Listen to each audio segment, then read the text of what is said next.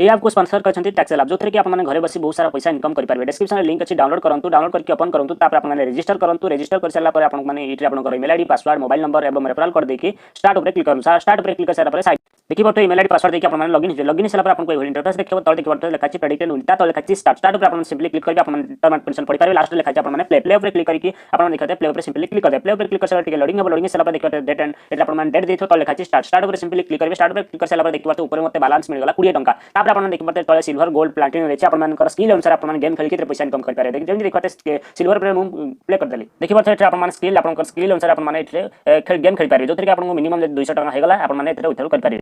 Three line ऊपर click करी आपन माने देखिबो इथे आपन माने रिचार्ज मध्ये करि पारबे। बैंक रे आपन माने यूपीआई माध्यम रिचार्ज करि पारबे। इथे देखिबो आपन माने विथड्रॉल मध्ये करि पारबे।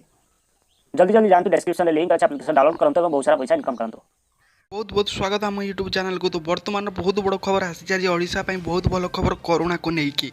तो आपन जेपरि जानिथिले आपन सारा देश रे जाके कोरोना माड़ी चलिबा परे एठे ओडिशा पई भल खबर आसी जायछि।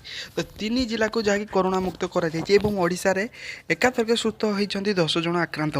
एठार आपन जानिछथि ओडिशा पई भल खबर जाके आसी गोटे पर गोटे कोरोना आक्रांत जाके संख्या वृद्धि पाउथबा बेले एठार जाके 10 जण एकाथरके भल होइछन्ति एवं मोट 48 जन कोरोना आक्रांत थिला बेले एटर मध्यरु जाकि 12 जन सुस्थ होइछन्ति आपण समस्त मध्ये जानिछन्ति। एहा सो आपण जानते राज्य रे एथरो कोरोना संख्या जाकि 35 पहुंची।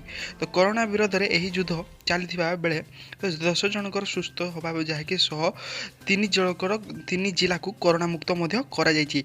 तो सुस्थ होई फेरिथिबा 10 जन कोरोना आक्रांत को मध्यरु जाजपुर कटक पुरी जिल्ला रो लेखाए जाकि रहिछि। एक कटक पुरी और जाजपुर जिला एबे कोरोना मुक्त अंचल हो जाइए। सेपरि 2 जिला जहाँकि 2 जन सुस्थ होइछन्ति। तो सेपरि भद्रक जिलूर जहाँकि 2 जन सुस्थ होइछन्ति। तो सेहीपरि भुवनेश्वर मध्य आपन जेपरि जानते मोट 38 जन कोरोना आक्रांत होइछन्ति। तो आपन को जहाँकि जणेबार थिला एही तो आपन को किछि इनफॉरमेशन थिला। ओडिशा पई भल खबर आसी जाइए कोरोना रे जहाँकि वृद्धि पाउथबा बेले एठारे आपन 10 जन जहाँकि सुस्थ होइछन्ति। तो आपन को जदि वीडियो टी पसंद आइतो निहाते लाइक करिवे एवं चैनल को सब्सक्राइब करंतु एवं निहाते समस्त को पाखो शेयर करंतु, काहेकि ना कोरोना को डरिबार नै। समस्त सफा सुतरा रहिबा सहित नियमित भाबे घर बाहरंतु नै एवं कोरोना को निहाते आम ओडिशावासी प्रथमे तो हराइबा। तो निहाते लाइक करंतु एवं चैनल को सब्सक्राइब करिकि जानतु।